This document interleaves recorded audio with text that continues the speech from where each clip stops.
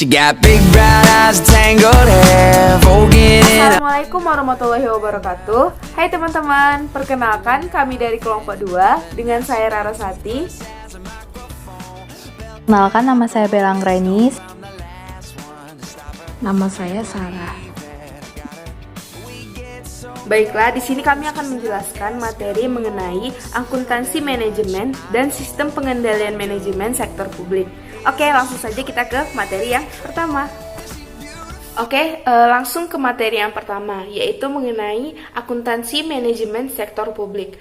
Apa sih akuntansi manajemen sektor publik? Akuntansi manajemen sektor publik ini merupakan penyajian informasi keuangan dan non-keuangan kepada manajer sebagai landasan perencanaan, organisasi, dan aktivitasnya, serta pengambilan keputusannya dan umpan balik atau pengendaliannya dilakukan untuk mencapai tujuan. Nah, apa sih informasi non-keuangan ini? Informasi non-keuangan ini contohnya seperti proses operasi tenaga kerja, lingkungan, kultur, dan lain-lain. Serta juga akuntansi manajemen ini memiliki peran utama, yaitu untuk meningkatkan efisiensi dan efektivitas organisasi sektor publik. Nah, akuntansi manajemen ini juga memiliki elemen penting, contoh seperti penentuan biaya dan harga pelayanan publik yang dalam hal ini membutuhkan akuntansi biaya. Nah, lanjut lagi, perlu juga diperhatiin teman-teman bahwa akuntansi manajemen sektor publik dengan akuntansi keuangan sektor publik ini berbeda ya. Letak perbedaannya itu terlihat di yang pertama, yaitu tujuan informasinya. Nah, apabila akuntansi manajemen sektor publik ini tujuannya yaitu untuk memberikan informasi kepada pihak internal yang ada di perusahaan. Sedangkan akuntansi keuangan sektor publik ini dia bertujuan kepada pihak-pihak eksternal yang ada di organisasi tersebut. Nah, letak perbedaan yang kedua yaitu dari sifatnya. Akuntansi manajemen bersifat prospektif, yaitu digunakan untuk perencanaan di masa yang akan datang atau di masa depan. Sedangkan akuntansi keuangan ini memberikan informasi yang historis atau retrospektif, yaitu berupa laporan kinerja yang ada di masa lalu atau yang terjadi di masa lalu. Yang kedua yaitu akuntansi sebagai alat perencanaan organisasi. Perencanaan merupakan cara organisasi untuk menetapkan tujuan dan sasaran yang telah ditentukan. Nah, akuntansi manajemen di sini berperan untuk memberi informasi historis dan prospektif untuk memfasilitasi perencanaan tersebut.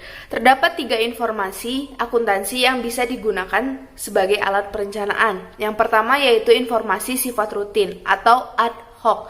Adalah informasi yang diperlukan untuk perencanaan yang reguler, misalnya laporan keuangan bulanan, triwulan, semesteran, atau bahkan tahunan. Sementara itu, organisasi sektor publik seringkali menghadapi masalah yang sifatnya temporer atau darurat dan membutuhkan informasi yang segera. Untuk itu diperlukanlah informasi sifat rutin ini. Nah, yang selanjutnya yaitu informasi kuantitatif dan kualitatif. Nah, yang ketiga yaitu informasi yang disampaikan melalui saluran formal atau informal. Nah, dalam organisasi sektor publik ini, saluran formal itu merupakan contohnya informasi yang didapati melalui rapat-rapat dinas, rapat komisi, dan sebagainya. Di dalam akuntansi sektor publik ini lebih sering digunakan informasi formal karena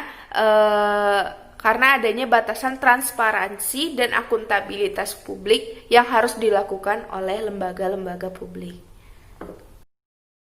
Yang ketiga yaitu akuntansi sebagai alat pengendalian organisasi. Nah, alat pengendalian organisasi sektor publik itu berupa peraturan birokrasi. Nah, dan untuk menjamin bahwa strategi untuk mencapai tujuan organisasi dilaksanakan secara ekonomis, efisien, dan efektif, maka diperlukan pula suatu sistem pengendalian yang efektif. Nah, di sini dalam informasi akuntansi terdapat dua pengendalian. Yang pertama yaitu pengendalian keuangan. Pengendalian keuangan merupakan pengendalian yang terkait dengan peraturan atau sistem aliran uang dalam organisasi, khususnya memastikan bahwa organisasi memiliki likuiditas dan solvabilitas yang cukup baik. Nah, sementara itu pengendalian organisasi terkait dengan pengintegrasian aktivitas fungsional ke dalam sistem organisasi secara keseluruhan.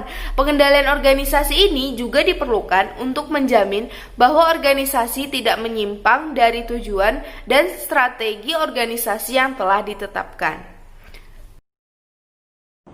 Baiklah, saya akan melanjutkan materi selanjutnya. Proses perencanaan dan pengendalian manajerial sektor publik. Perencanaan dan pengendalian membentuk suatu siklus sehingga setiap tahap sangat berkaitan dan terintegrasi dalam organisasi, seperti pada siklus yang ada di samping. Jones and Pendlebury tahun 1996 membagi proses tersebut menjadi 5 tahap. Yang pertama adalah perencanaan tujuan dan sasaran dasar. Yang kedua adalah perencanaan operasional. Yang ketiga adalah penganggaran. Yang keempat adalah pengendalian dan pengukuran. Yang kelima adalah pelaporan, analisis, dan umpan balik. Selanjutnya, peran akuntansi manajemen sektor publik. Peran utamanya adalah memberikan informasi akuntansi yang relevan dan handal kepada manajer untuk melaksanakan fungsi perencanaan dan pengendalian organisasi. Peran lainnya yaitu pertama adalah perencanaan strategik.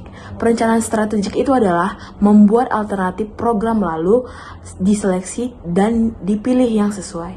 Yang kedua adalah pemberian informasi biaya yang termasuknya adalah biaya input, proses, dan output.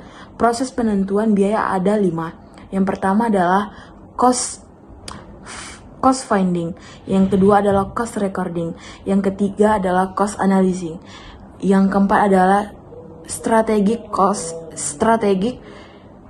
reduction, yang kelima adalah cost reporting. Selanjutnya, penilaian investasi, yaitu adalah menggunakan analisis biaya manfaat dan analisis efektivitas biaya. Penilaian investasi sektor publik lebih rumit dari sektor swasta. Yang keempat adalah penganggaran. Terciptanya anggaran publik yang efektif, yaitu ada 3 fungsi anggaran, yaitu alat alokasi sumber daya publik, alat distribusi, dan alat stabilisasi. Yang kelima adalah penentuan biaya dan tarif pelayanan. Yang keenam adalah penilaian kinerja, yaitu adalah pembuatan indikator kinerja kunci dan satuan ukur untuk masing-masing aktivitas. Selanjutnya materi tipe pengendalian manajemen. Tipe pengendalian manajemen ini terdapat 3 kategori. Yang pertama, pengendalian preventif. Pengendalian preventif terdapat perumusan dan perencanaan strategik yang akan menjabarkan program-program yang akan kita laksanakan. Lalu yang kedua adalah pengendalian operasional atau operational control. Di dalamnya terdapat pengawasan terhadap program yang akan kita laksanakan. Lalu yang ketiga adalah pengendalian kinerja. Di dalamnya akan kita laksanakan analisis dan evaluasi terhadap kinerja perusahaan kita. Struktur pengendalian manajemen. Struktur pengendalian manajemen merupakan struktur pusat pertanggungjawaban. Pusat pertanggungjawaban adalah unit organisasi yang dipimpin oleh manajer, di mana manajernya sendiri yang akan bertanggung jawab atas pusat pertanggungjawaban yang dipimpinnya. Pusat pertanggungjawaban terbagi menjadi 4. Yang pertama, pusat biaya. Pusat biaya berarti dinilai berdasarkan biaya yang telah digunakan. Contohnya, Dinas Sosial, Dinas Pekerjaan Umum, Departemen Produksi. Lalu yang kedua, pusat pendapatan, berarti dinilai berdasarkan pendapatan yang telah dihasilkan. Contohnya, Departemen Pemasaran dan Dinas Pendapatan Daerah. Lalu yang ketiga adalah berdasarkan pusat laba, berarti laba yang telah dihasilkan. Contohnya, BUMN, BUMD, bandara, pelabuhan. Lalu yang keempat adalah pusat investasi, di mana berdasarkan laba yang dihasilkan dan investasi yang telah ditanam. Contohnya Departemen Riset dan Pengembangan dan Balitbank. Selanjutnya adalah proses pengendalian manajemen sektor publik. Proses pengendalian manajemen sektor publik dapat dilakukan dengan formal dan informal. Kalau dengan formal berarti seperti aktivitas formal organisasi. Yang pertama ada perumusan strategi. Perumusan strategi berarti kita menetapkan visi, misi, strategi, serta tujuan organisasi. Lalu yang kedua adalah perencanaan strategi, di mana setelah kita tetapkan visi misinya, kita akan menjabarkannya ke dalam bentuk program. Lalu yang ketiga adalah penganggaran. Penganggaran ini adalah tahap yang paling dominan. Terus penganggaran tersebut sangat berbeda dengan penganggaran yang dilakukan oleh sektor swasta, karena terdapat pengaruh politiknya. Selanjutnya adalah pelaksanaan penganggaran. Setelah itu, kita akan menilai kinerja kita. Berdasarkan kinerja ini, kita dapat menilai dengan memberikan reward atau punishment sebagai hukuman. Selanjutnya, proses pengendalian manajemen sektor publik ini dapat dilakukan secara informal, seperti pertemuan, diskusi, ataupun manajemen by walking around atau MBWA, di mana ini adalah teknik manajemen yang sudah sangat lama dilakukan untuk mengetahui akar dari permasalahan karyawan yang dapat mempengaruhi kinerja perusahaan, mungkin akan menjadi lebih baik ataupun menjadi lebih buruk. Baik, sekian dari kami kelompok 2.